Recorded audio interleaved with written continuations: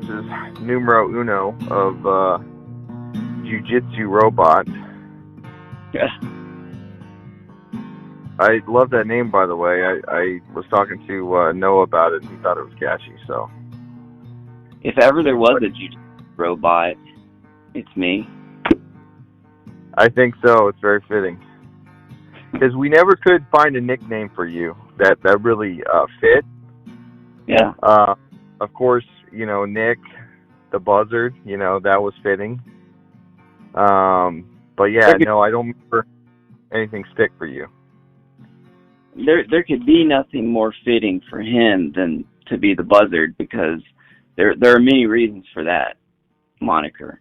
But I don't really have anything to draw attention to. If I had big ears, or if I was, like super fast or slow or something, but I'm pretty technically average, and pretty average in a physical sense too.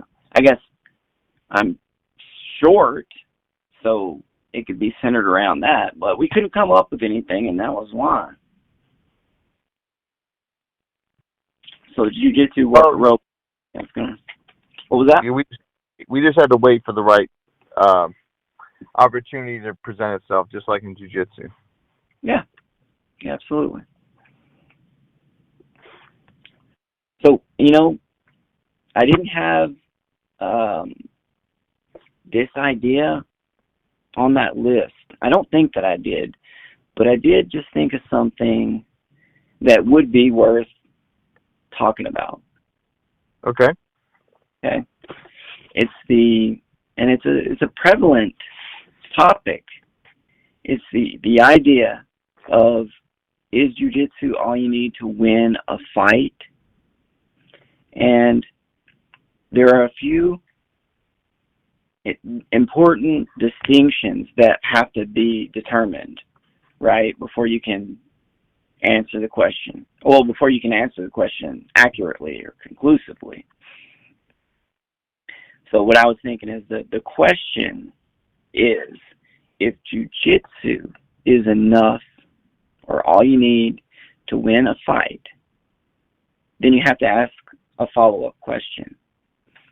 And it's something, it must be exactly what kind of jiu-jitsu, and what kind of jiu-jitsu fight. Right, what kind of jiu-jitsu are you talking about, and what kind of a fight are you talking about? If we're talking about a brown belt student of Keenan Cornelius, a purely sport jiu-jitsu guy, but super high level, and I'm sure his brown belt will be super high level. Or are we talking about a brown belt under the Valente brothers in Brazil, in Miami? They are Brazilians, but in Miami. Are we talking about UFC fight, or like with 3 5-minute rounds? That's 15 minutes. That fight is 15 minutes. Or are we talking about like a 280-pound dude who had too much to drink and he just wanted to pick a fight with some guy, and it just so happened to be that brown belt under the Valente brothers? Because the answers for those questions are different. Would you agree? Oh, yeah. And my belief is that the majority of the jiu-jitsu community, I really don't know what the majority of the jiu-jitsu community is, because it's changing, and it's only from, we see things from our own perspective. But what it appears to be is that there are a lot of sportive schools, and that's fantastic. We have no problem with that. It's like playing cards. We like to play cards. We got really good at playing cards, and we like to do it. But when there's money on the table, then we play different. you go right back to old school Gracie defensive jiu-jitsu when it's on the line. You're not trying to heal those people. Yes, yes. And I believe that that's discounted for sure. We've talked about that before. But even more these days, that it's become cool to hate on the Gracie family. And, man, for one reason or another, you know, they're marketers, they're scam artists, they're this and that. And whatever the case may be, the strategy and the techniques are effective, and they can be tested just like any other scientific proposition, and it should be tested. If you were to test that brown belt under the Valenti brothers against that bully, that big guy who just wanted to pick a fight, the brown belt would have too many resources as to this specific event, which is a big guy wanting to pick a fight with you. That brown belt under the Valenti brothers would not have such a time in the UFC because he hasn't been training to attack, and crush the guy in under 15 minutes. Never would that be the case. Even as we are progressing along, purple, brown, whatever the case is, then we're still concerned with defending quite a bit of time as much as we are with attacking. Of course, we want to attack too, but there has to be a reality check that you can't do that. If you violate the rules of nature and say, this person is stronger than me, and they're faster than me, a better athlete, a better stand-up fighter, and they're a good enough wrestler to just stifle me on the bottom. Well, they could do that for 15 minutes, for 30 minutes, forever how long it took. But at the end, chances are great that we will win that fight. We'll survive that fight and win. The Valenti brothers student will survive it and win. With unlimited time. Yes, or at least a good amount of time. But maybe not 15 minutes. Yeah, probably not 15 minutes. Because, man, there's a pace for sure that exists. And it's usually wrestlers or people in the competitions it's a different pace. It's go. And it makes it definitely more difficult. But if you were to add strikes into the deal, then it slows down the progression for our jiu-jitsu even more. Then we go to a low gear, and we just want to, throw water on the whole thing. Just make his desire to use effectiveness impossible. That's our goal, right? To prevent effectiveness against us. And that is not the goal in a sport jiu-jitsu match. The goal is to create effectiveness against the opponent, to force effectiveness upon them. And then you have to stop that. That's jiu-jitsu versus jiu-jitsu. And it's fun, right? But that's what it is. It certainly is. Super fun. But it is not the same thing. And that's, to this very day, is out there. And it remains a misconception. I heard it today on a video that they're the same thing. Sport jiu-jitsu, self-defense. It's all the same. What do you think about that? That's a hot take. Yeah, it definitely is two different animals. And I enjoy the sport. Like I enjoy the like training with the 10th Planet guys. Like it's fun. It's really cool. It's fun, like attacking the feet. Rolling tolls, Dean Lister style. That is a lot of fun. But am I going to do that in a street fight? No. Right. If you wind up in the guard in a street fight and you have done nothing but train for tournaments your whole life, your guard is created to sweep, it's created to submit, it's created, what else? Sweep, submit, maybe control. It is not created. You're not worried about punches.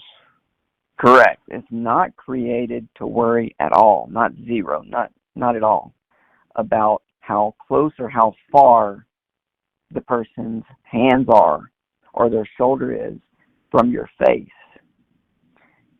There's no concern about that. There's no concern given in a sport jiu-jitsu class as to a surprise attack. No concern about slams. No concern about headlocks. Some there are, some there aren't. I guess if the instructor has been caught in a headlock before, they give it a little more, what is the word? They believe it's there more and it's possible. So they want to teach their students to look out for it. Otherwise, they know that in a tournament, past white belt, nobody's going to grab you in a headlock because it's a very inefficient way to hold somebody.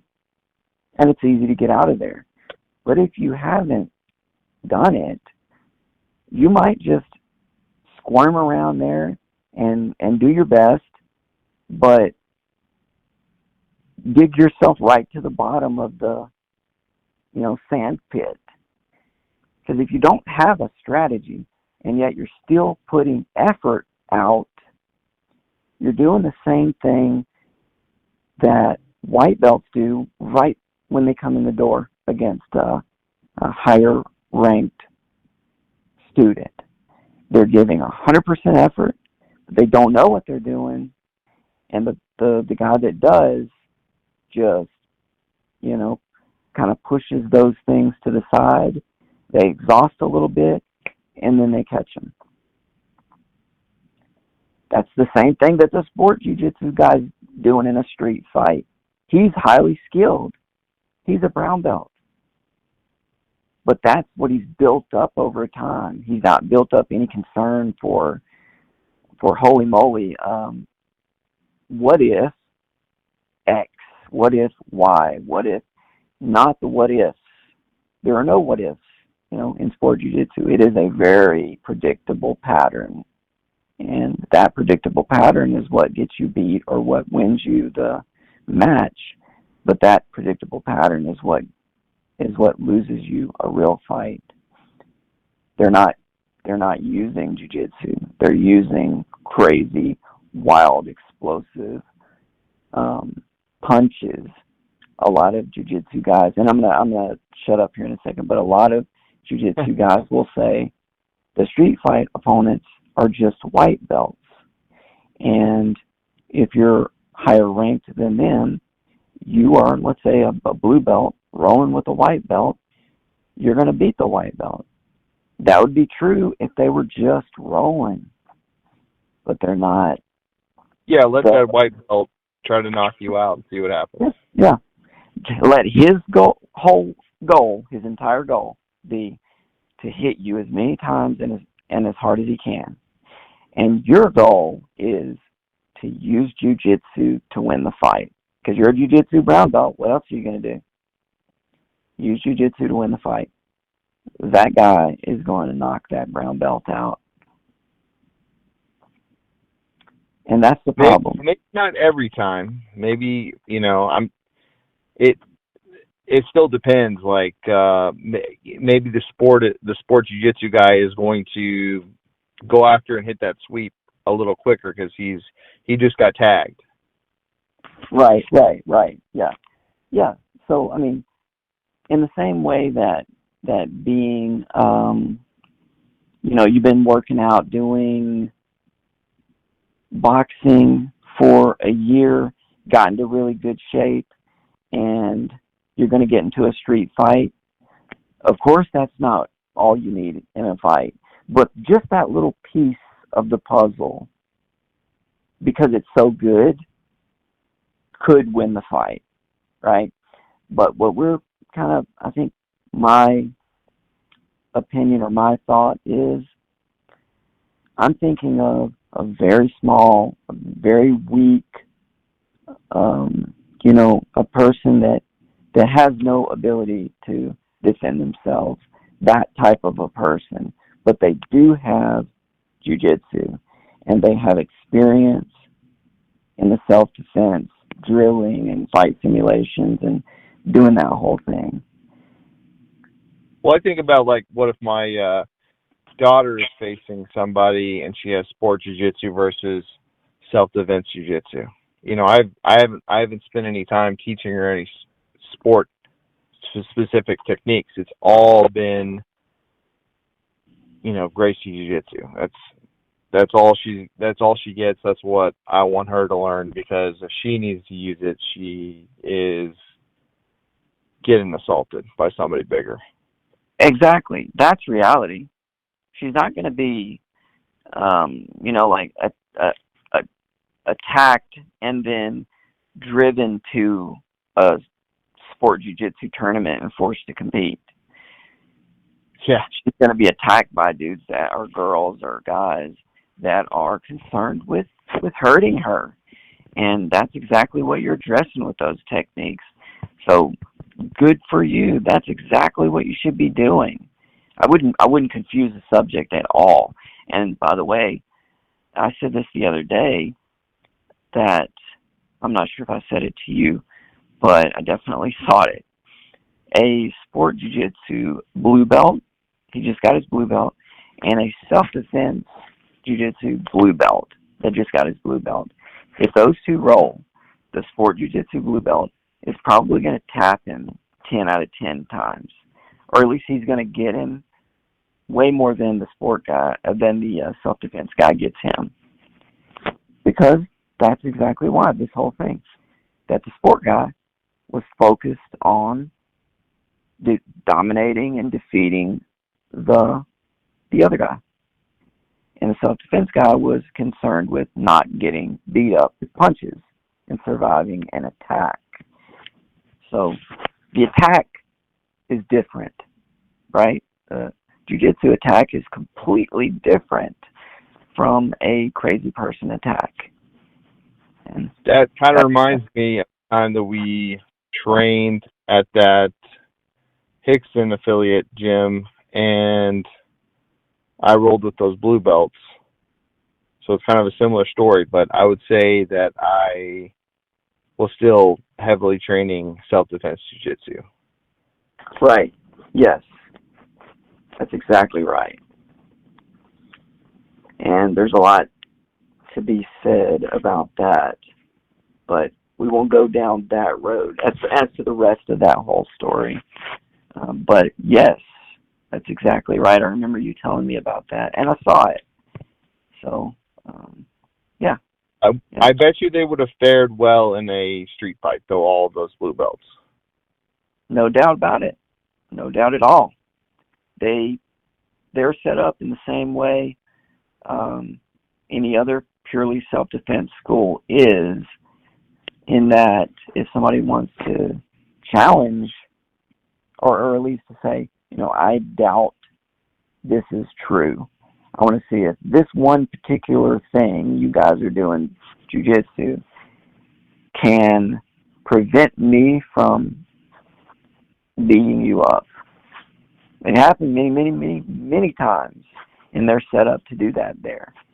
So, yeah, they're not set up to win tournaments. They're set up to it's a narrow focus, and that's good. It should be. Jiu-jitsu is a narrow focus that does branch out into a broader focus as you move down through the pipeline. Blue, 1, 2, 3, 4, purple, 1, 2, 3, 4, brown, etc., etc.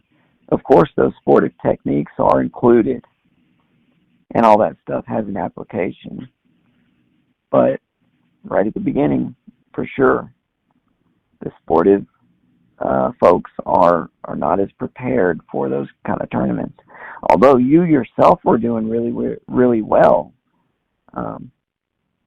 but we did prepare.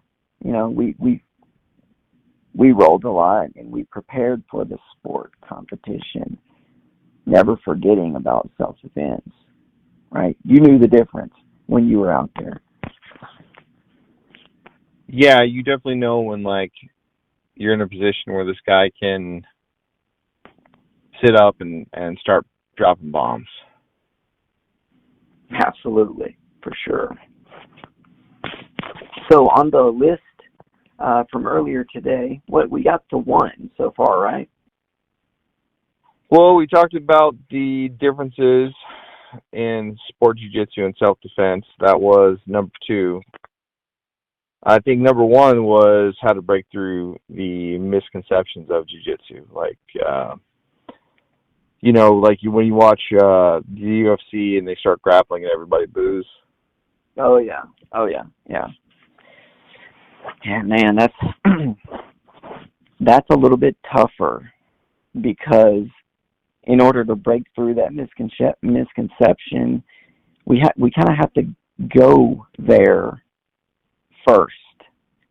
You know what I mean? We can't bypass the ground and just get them to the point where they're like, "Oh, I get it. I'm a convert." You have to take them through the steps.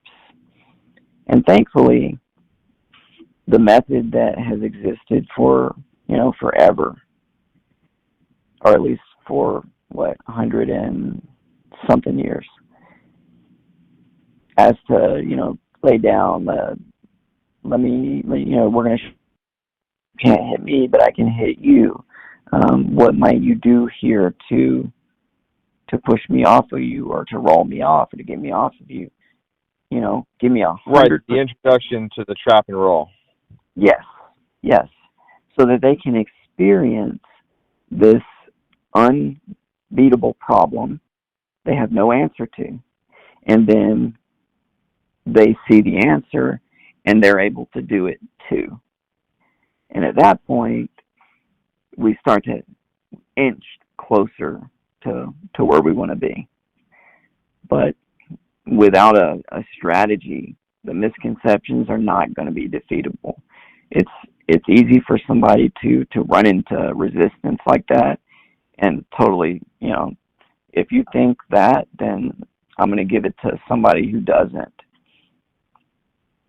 But man. Well, yeah. I mean, you meet a lot of people, and you tell them about jiu-jitsu, and maybe they even train a little bit. But I would say I've talked to countless people, and they, for whatever reason, they'll never come through the door. They'll never train. Now, a handful of them will train once and then never train again. Oh yeah. And there are ideas on why some of that is, that they're scared. As far as the coming in the door the first time, they're intimidated by the people in there. They've heard about jiu-jitsu maybe, and if we're talking about a grown-up or a guy that's going to go in there and train, he's heard probably through Jocko or Joe Rogan or whatever, and has heard the stories that you're going to go in there and they're just going to crush you. You're going to get killed. But, and maybe they did go in there and get crushed and killed. But usually, unless the school is out of control or something weird is going on, people aren't, the people that we've trained with, and myself, you, people like us, we're not going to crush you at all. Not at all. Unless you force the issue. I think I forced the issue. I remember my first week being a little rough. It got better, but I think my first week I was like, after 3 days in a row, like I had to wait like an hour to drive home because my arms are so sore. Yeah, I've heard that since the first class I ever went to. I went to a class. The first class that I ever went to was in North Louisiana. It was in the back of a nursing home. I probably told you this before. Yeah. The guy, Adam was his name. He was a little scrawny, kind of very fast, and he was getting exhausted, to say the least. He was exhausted. And from that very first class, he told me the next day, he came up to me, he said, I sat outside for like 45 minutes before I picked my head up from the steering wheel. And then I drove to Johnny's Pizza, which is like 5 minutes down the road. And I pulled the car over and I went to sleep. So like, I woke up this morning at Johnny's Pizza, went home, got dressed, and then came back up to work. Dude, I've heard that kind of story repeated over and over and over. And even for me, like us, as when we train hard, even after like some efficiency and leverage, you still run into people that challenge that enough that you might be driving home and your hands are just kind of shaking. So we're not getting to the point where we're like just dying, but we still feel it. Maybe puking. I don't remember. I know this was on the list, but do you remember if your name was on the puke wall? Or there was a Joey on the puke wall, but it wasn't you, right? No, it wasn't me. There was a Joey on there, and I wanted to clarify to everybody, every chance that I got, that it was not me. I can't believe I didn't clarify that to you. You did. You even wrote it on the wall, like, not this Joey or something like that. What did you write on the wall under Joey? It was it was something along those lines. Not Coach Joey, the other one, like that. Yeah, not Coach Joey. I'm not. That's not me to go so hard that I lose control of my, once you're throwing up, you have went too far. Like, if you're in the fight or the fight is continuing and you're at the point where you're throwing up or you're going to throw up, the fight is over. So you might not have tapped yet, but trust me, you're about to. Things aren't going to get better from there. And I never got to that point after blue belt.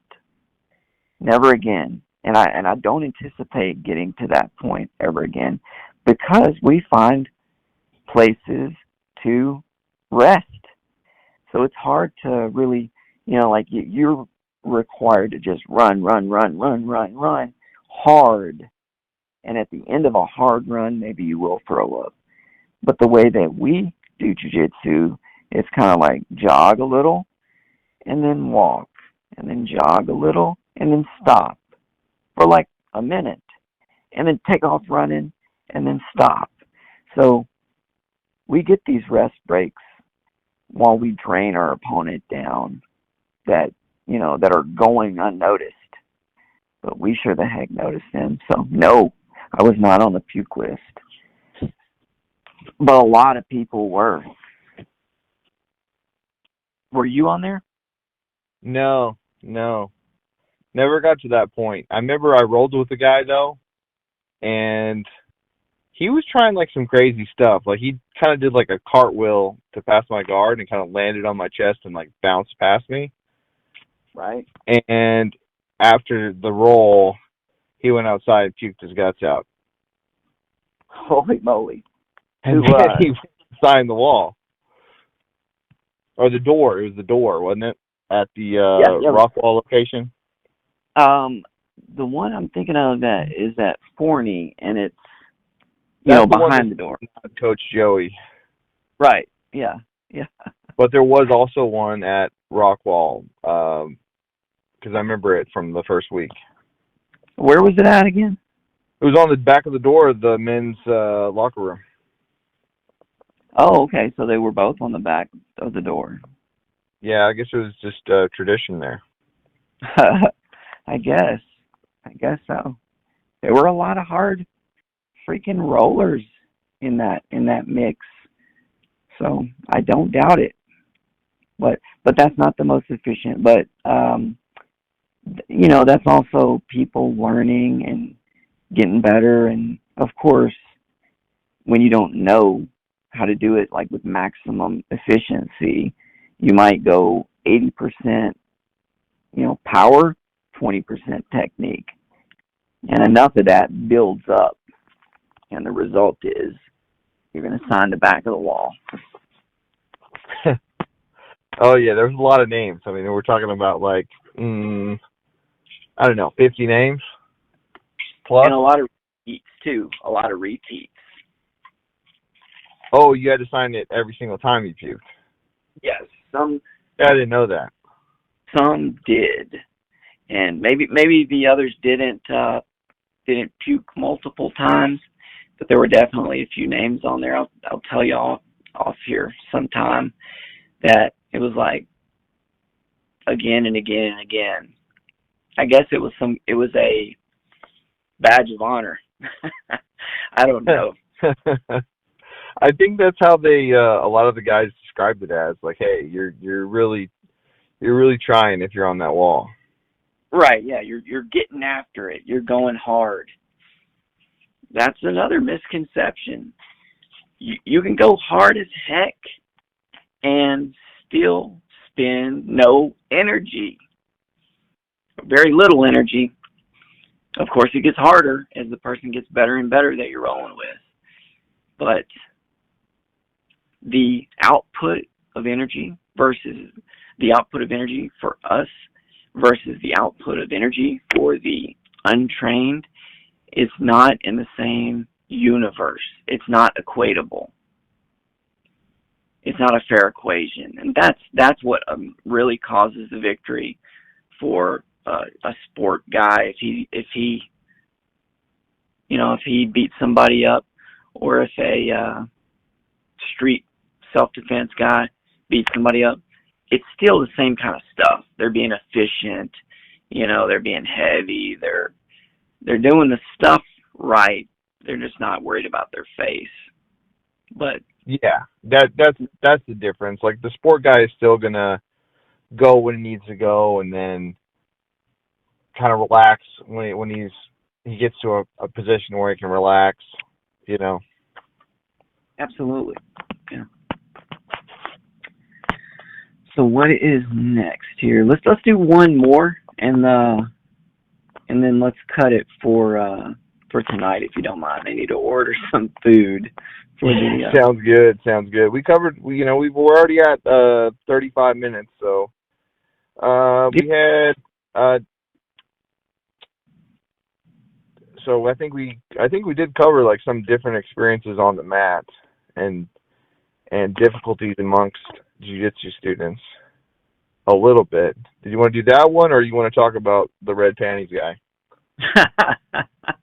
Well, if we put this out there and the world hears it, we need to save the red panties guy for next time, because they're going to wonder what the heck could that possibly be. I never got to roll with the guy either, but I talked to a bunch of the guys that we used to train with, and I heard he was really good, but I also heard like different stories, like different, like, oh, well, he wasn't wearing panties, he was wearing like, colorful underwear, so I don't know. I don't know if they framed it that way because they're, scared of him. I don't know. Like, apparently he was a bad dude. He was a bad dude. He collar choked me immediately somehow. I know the defenses. Beat me up relentlessly. but he was wearing red panties, and that's not it's not like maybe I saw that or maybe I didn't.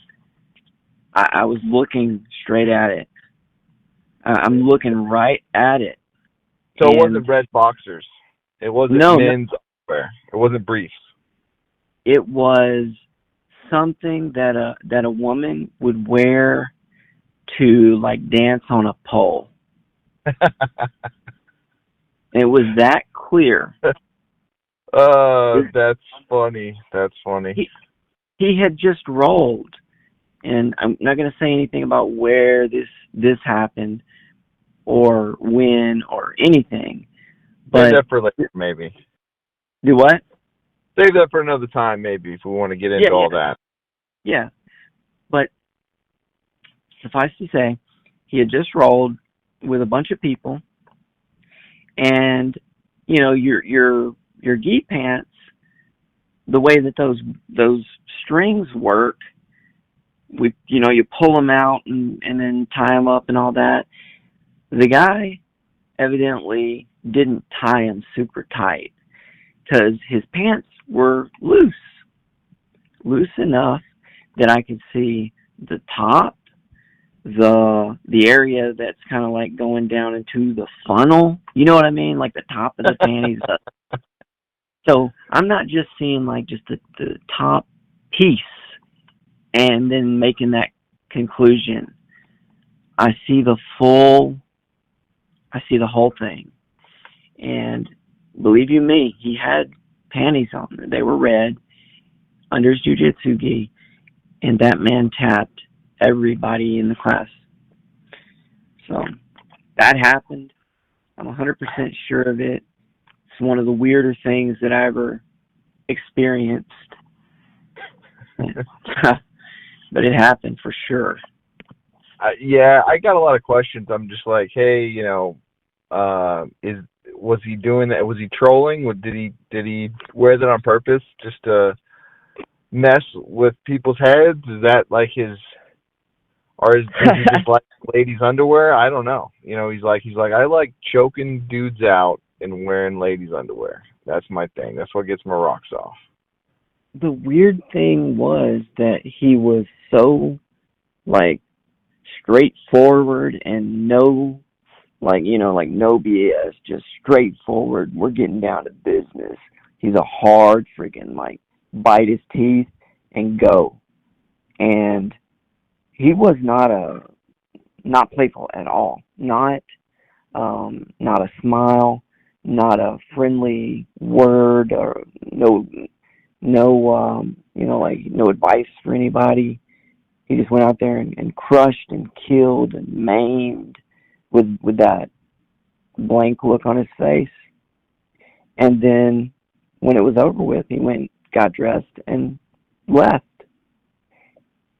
So I don't know how it could have, unless he was like, these guys don't know. Underneath my gi, I've got on panties, and I'm still tapping them out. Maybe that, if that's what you're saying, maybe that was his plan. But I think that the guy's just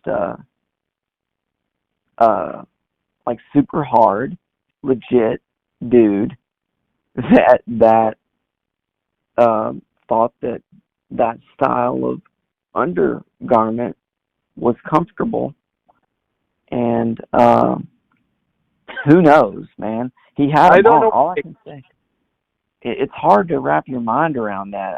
I've been trying for years, and I wish I could ask him, but he was the kind of guy that wasn't easy to talk to also.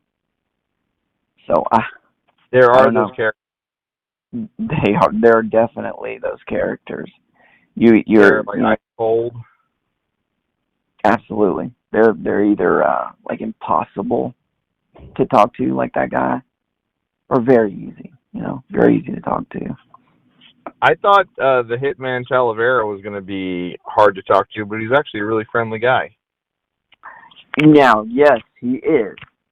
I've had a lot of experiences with Ricardo. So, yeah, I have many stories about him as well, but I don't necessarily want to go down that path. Ricardo's an awesome jiu-jitsu guy, and he was a smasher too, man. And he did MMA fights, if I'm not mistaken. Yeah, he was legit. I remember watching one of his fights. Like he's a legit fighter. He's just tough as hell, and he looks like like a character in a movie. Yes, he does, and he's as effective as he can possibly be.